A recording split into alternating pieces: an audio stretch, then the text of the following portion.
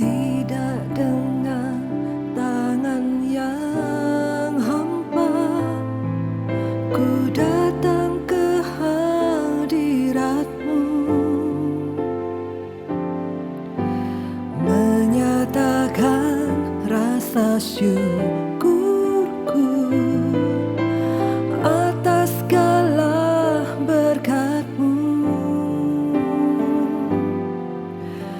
Tidak dengan tangan yang hampa, ku sujud menyembah-Mu, persembahkan seluruh hidupku di atas mezbah-Mu.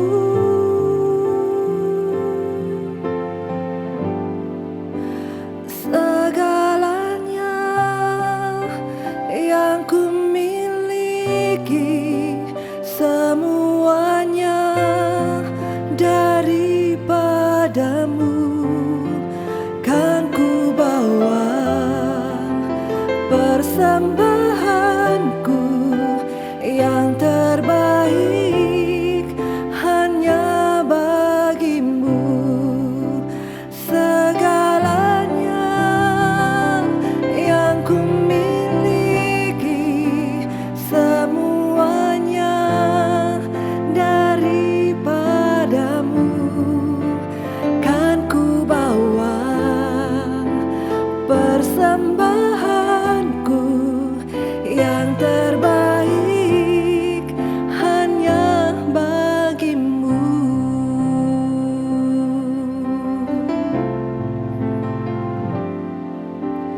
Tidak dengan tangan yang hampa, ku datang ke hadirat-Mu,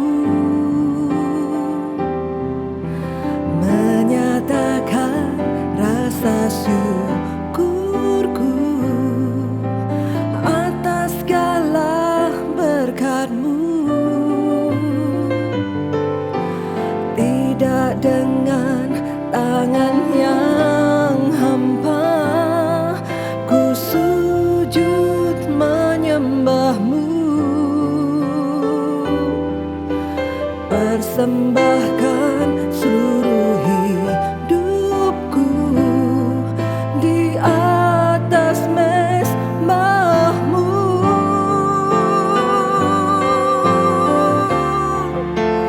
Segalanya yang ku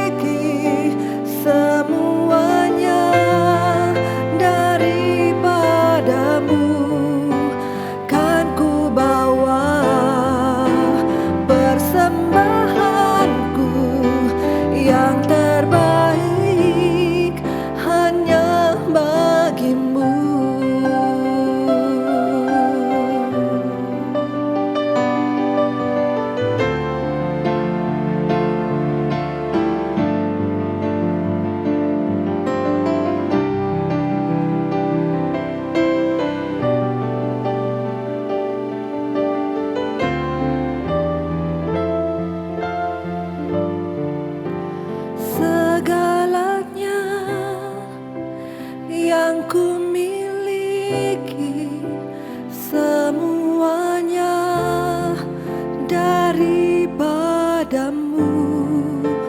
kan ku bawa persembahanku yang terbaik hanya bagimu. Segalanya yang ku miliki, semuanya daripadamu, kan ku bawa persembahanku yang terbaik hanya bagimu.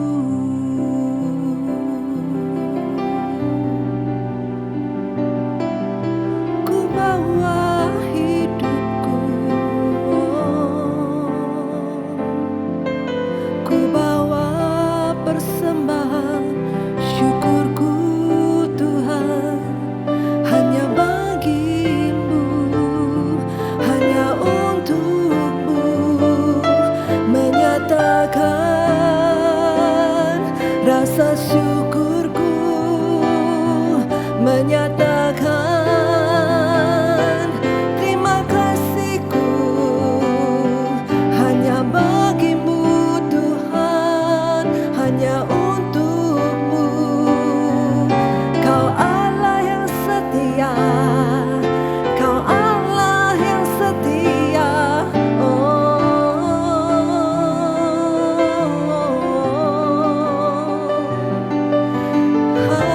Haleluya, haleluya, haleluya,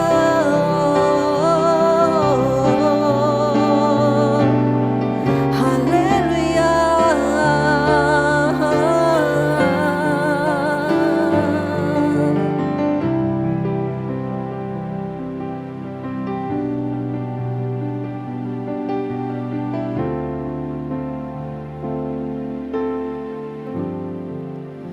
Dengan apa kan ku balas segala kebaikanmu? Segenap hatiku menyembahmu Yesus, ku bersyukur padamu. Dengan apa kan ku balas segala kebaikanmu? Segenap hatiku menyembahmu Yesus, ku bersyukur padamu. Dengan apa kan ku balas segala kebaikanmu? Segenap hatiku menyembahmu Yesus, ku bersyukur padamu. Dengan apa kan ku balas segala kebaikanmu? Segenap hatiku menyembahmu Yesus, ku bersyukur padamu selamanya. Oh, selamanya. Oh, selamanya. Oh, selamanya. Oh, selamanya. Oh,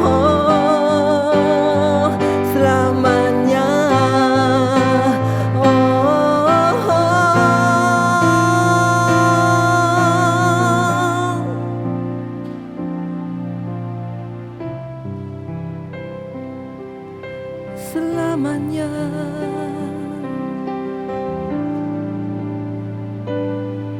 Selamanya ku mau menyembah-Mu Tuhan, selamanya.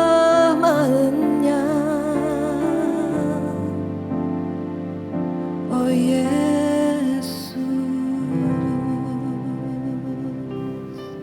Selamat pagi jemaat yang dikasihi Tuhan. Saat ini kita mau merenungkan firman Tuhan di dalam Mazmur 103 ayat yang pertama sampai ayat yang kelima. Di dalam Secret Place kali ini kita mau belajar tentang kebenaran firman Tuhan dari kitab Mazmur.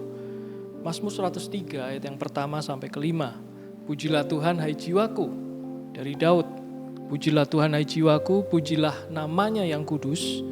Hai segenap batinku, pujilah Tuhan hai jiwaku, dan janganlah lupakan segala kebaikannya. Dia yang mengampuni segala kesalahanmu, yang menyembuhkan segala penyakitmu. Dia yang menebus hidupmu dari lubang kubur, yang memahkotai engkau dengan kasih setia dan rahmat. Dia yang memuaskan hasratmu dengan kebaikan, sehingga masa mudamu menjadi baru seperti pada burung rajawali. Pemazmur di sini Daud menyatakan satu pernyataan, pujilah Tuhan hai jiwaku. Sebuah ajakan ketika dia merasakan penat, ketika dia merasakan kelelahan, ketika jiwanya tidak mau memuji Tuhan, dia berusaha memaksa, pujilah Tuhan hai jiwaku. Bapak Ibu Saudara yang dikasihi Tuhan, di masa-masa yang sulit seperti ini, pada saat kita memasuki pandemik COVID-19 dan mungkin kita sudah melewati lebih dari 18 bulan, bahkan hampir memasuki tahun yang kedua di masa pandemik ini. Ada banyak orang di masa-masa seperti ini merasa sulit untuk menyembah atau meninggikan Tuhan atau memuji Tuhan. Ada rasa yang berat di dalam hatinya untuk dia bisa memuji Tuhan dengan segenap hati. Ketika kita membaca di dalam Mazmur 103 yang kita barusan baca ini, Daud menegaskan, pujilah Tuhan, hai jiwaku. Di sini jelas bahwa pujilah Tuhan. Siapakah Tuhan? Tuhan adalah kreator, Tuhan adalah pencipta. Dialah penyebab segala sesuatu. Dialah Tuhan pencipta. Dialah pribadi yang tertinggi. Ketika Daud mengatakan ini, artinya fokus dia, fokus Daud atau fokus kita sebagai pembaca dari Mazmur ini diarahkan kepada Tuhan Sang Pencipta, the Creator, Causa Prima, Allah yang menyebabkan segala sesuatunya.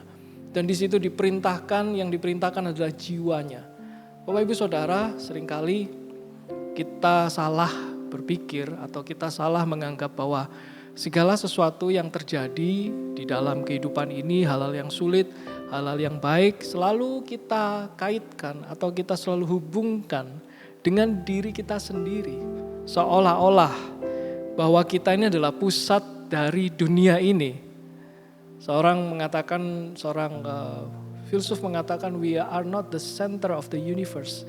Kita ini bukan pusat dari alam semesta ini. Kita bukanlah pusat dari segala sesuatunya. Kalau kita menganggap bahwa kita pusat dari segala sesuatunya, maka yang terjadi adalah kita selalu menuntut hal-hal yang baik selalu terjadi dalam hidup kita. Ketika hal yang buruk terjadi, maka kita berusaha menyalahkan yang lain dan menjadikan diri kita sebagai ukuran bahwa diriku tidak cukup baik atau tidak cukup senang untuk bisa melewati semua ini. Inilah sebabnya di masa-masa yang seperti ini kita seringkali sulit untuk meninggikan Tuhan. Karena fokus kita bukan kepada Tuhan yang kita sembah, yang kita puji, tetapi kepada diri kita sendiri. Kita melihat, kita mengkaitkan semuanya dengan kondisi hati kita, kondisi batin kita. Kenapa kita bisa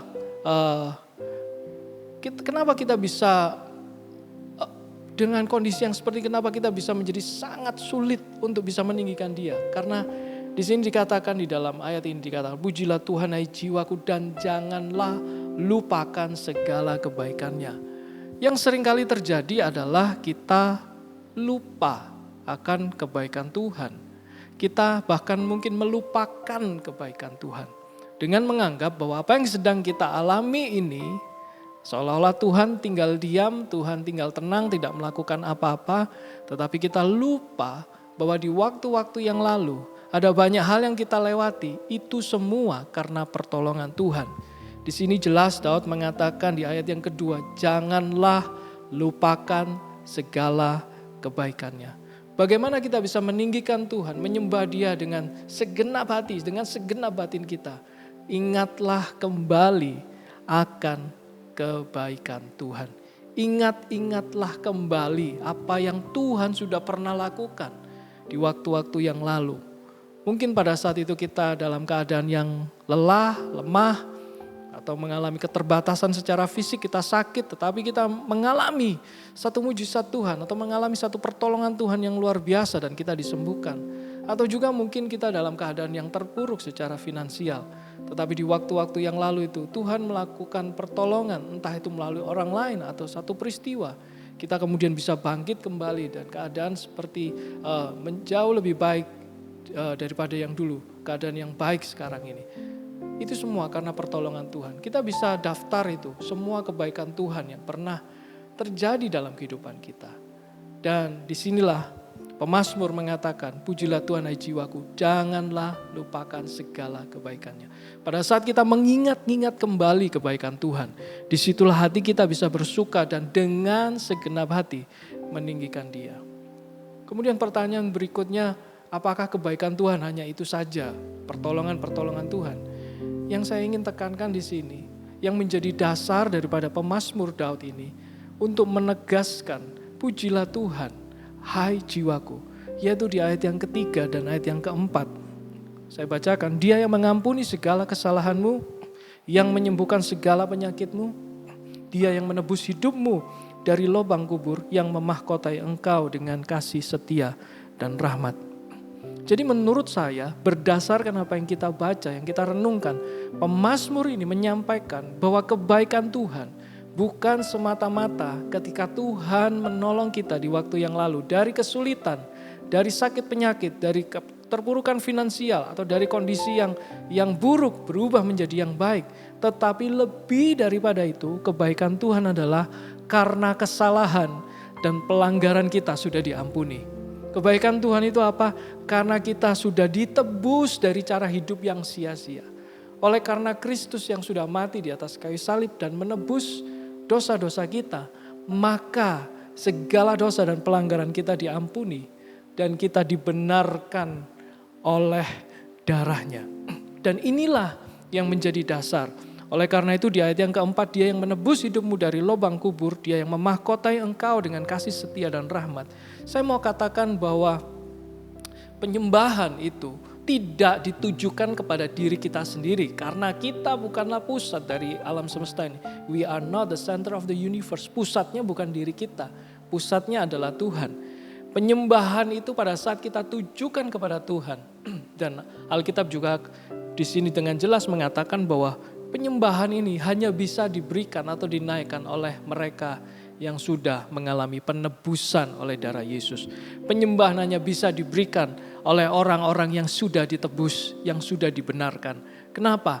Karena orang yang diampuni pelanggarannya, dia akan mengalami sukacita yang lebih. Dan pada saat dia menaikkan pujian, pada saat dia menaikkan penyembahan kepada Tuhan, Sang Pencipta, Tuhan Sang Penebus itu, Tuhan Kausa Prima, Sang Penyebab segalanya, maka jiwanya akan sangat bersukacita dengan segenap hati karena dirinya sudah diampuni. Bapak Ibu Saudara dikasih Tuhan, kita mungkin pernah mengalami ada begitu banyak kegagalan. Tapi ingatlah, hari ini mari kita mau bangkit kembali. Ingatlah kembali akan kebaikan Tuhan. Tetapi lebih daripada itu, berbahagialah. Kenapa? Karena kita sudah diampuni. Karena kita sudah diampuni dosa dan pelanggaran kita. Dan kita sudah ditebus. Satu cara yaitu datang kepada Tuhan, memohon pengampunan. Tuhan ampuni aku orang gagal. Kita semua adalah orang-orang yang gagal, orang-orang yang berdosa, orang-orang yang melakukan kejahatan, orang yang melakukan pemberontakan.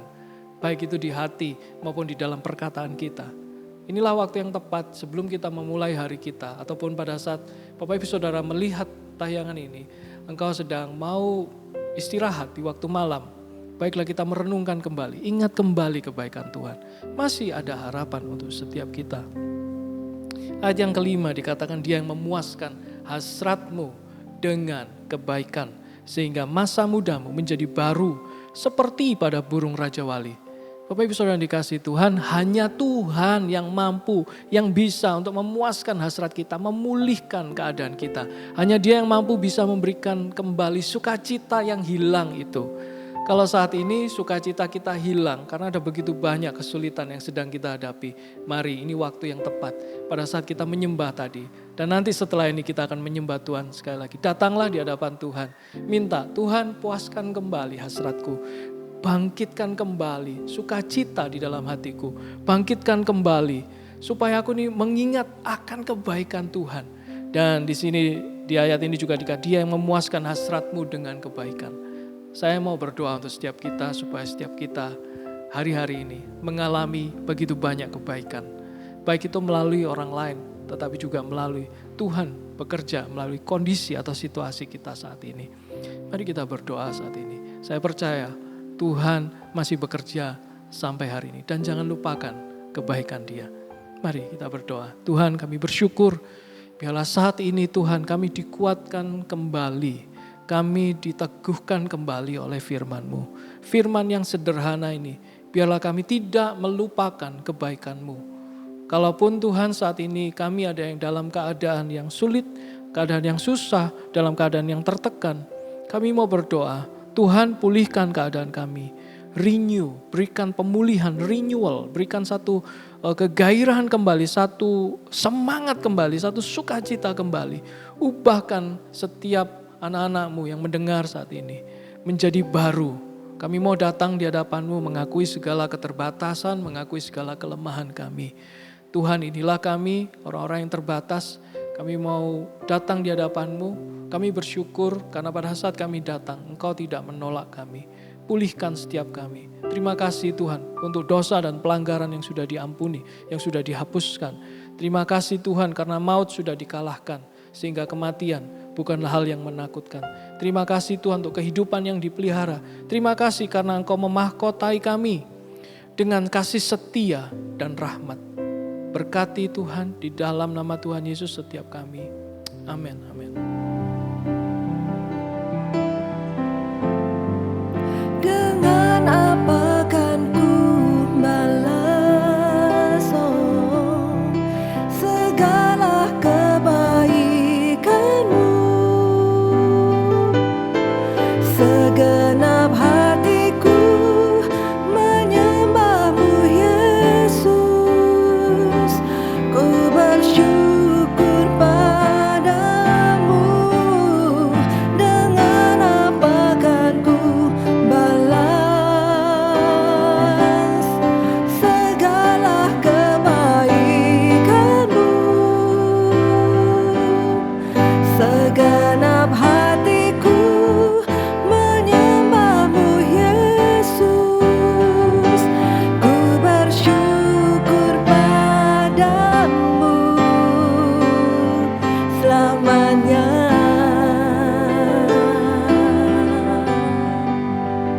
Selamanya.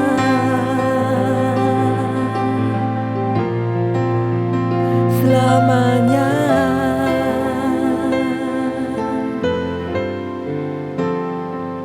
Selamanya.